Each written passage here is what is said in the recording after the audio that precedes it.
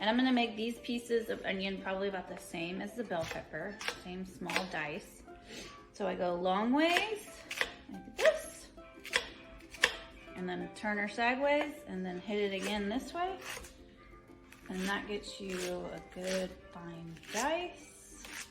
Take all these good things I just chopped up and just throw them on in. So I figured like 1 fillet per person, 1, 2, 3, 4, 5, 6. And I'm gonna chunk it up even more, probably smaller like this, to throw in my pan.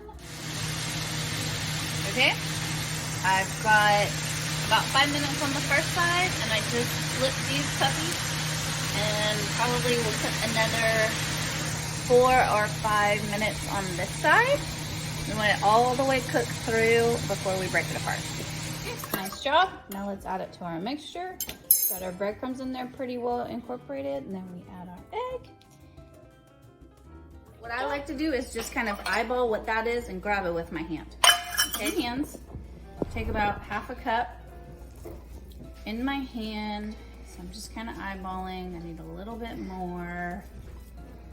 Kind of make it into a ball, pack it down real good. Okay. And then just kind of like you've seen at restaurants what a little crab cake looks like. So just like that, kind of round and kind of flat, okay? There's that. Pop that sucker down just like that. Bam.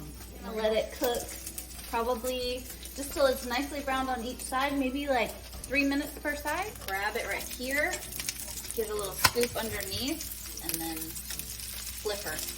And then 2, you could do as many as you want. I mean, stack them up, triple decker if you want.